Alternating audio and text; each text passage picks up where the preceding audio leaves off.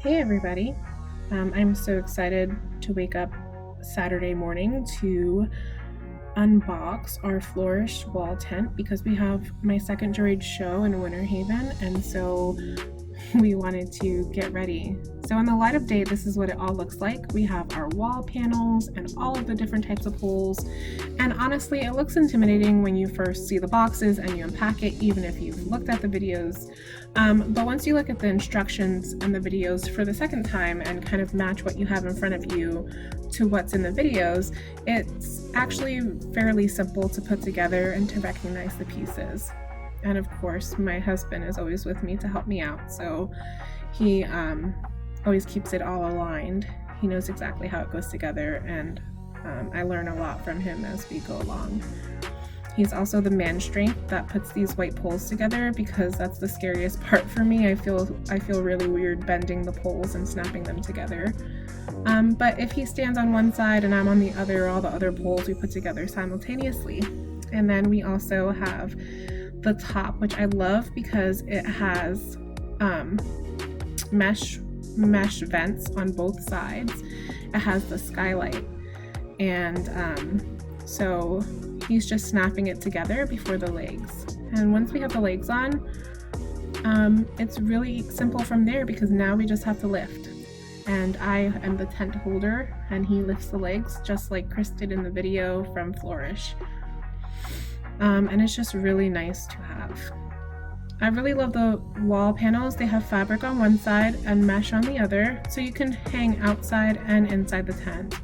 And so we were just playing around with different placements and learning how to use the hooks that they provide, which they provide plenty of different types of hooks.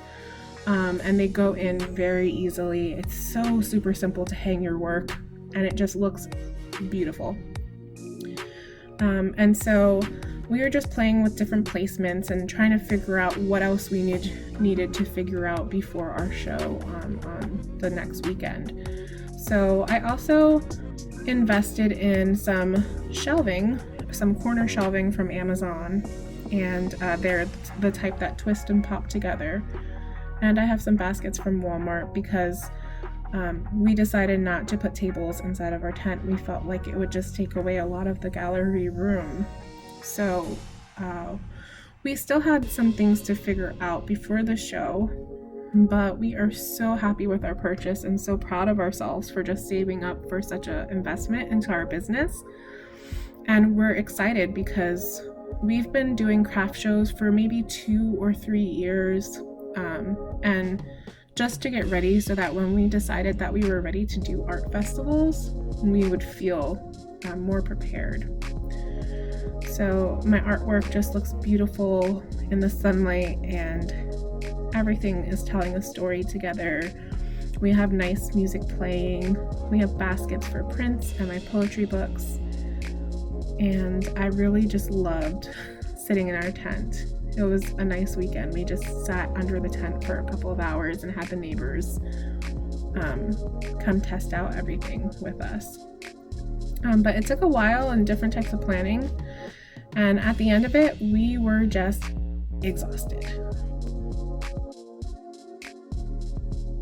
Honestly, the hardest part about our new setup is packing everything into our Jeeps.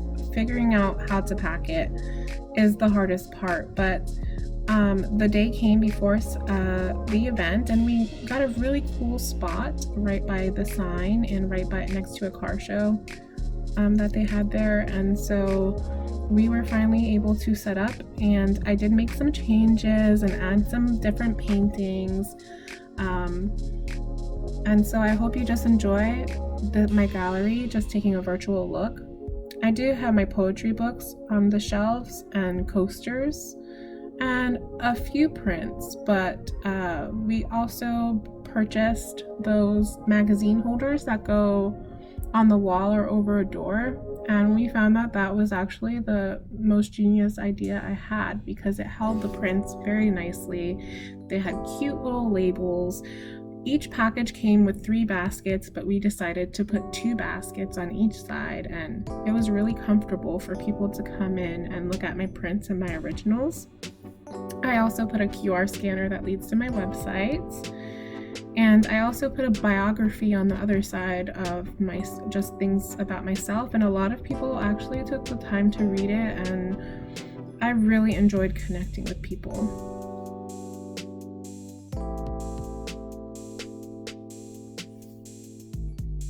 I really had a great time in Winter Haven, and I was live painting. It's a great way to engage with patrons. They get to see your process and see how some crazy idea can turn into something beautiful or interesting. It's a great way to pull people into your booth and to get them to come back. I love to talk to them about my process and inspire them to do it as well, and to come into my gallery. And it's been the easiest way for me to connect with people over time. And I find that I'm able to multitask, especially because my husband's there. I called this piece Safe Haven because we're in Winter Haven. And on the second day, I did a bigger piece called, well, I don't know what it's called yet, but it's gonna be a swamp dragon, and he's gonna have some crocodile features. Winter Haven is a great place. You should go to Richard's if you ever get a chance. But overall, I had just such a good time. I've learned a lot over the years.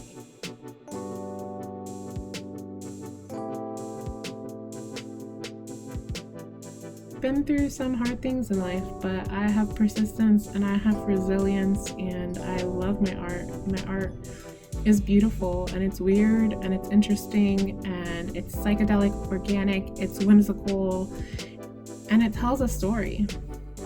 So I hope you enjoyed hearing about my time, because it was my second show and I won a ribbon for excellence and a purchase ribbon from the Ridge Art Association in Winter Haven.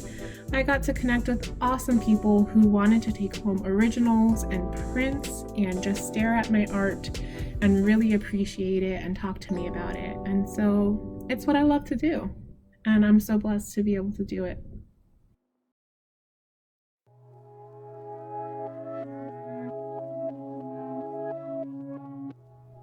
Thank you for watching and going on this journey with me, and I'll see you next time.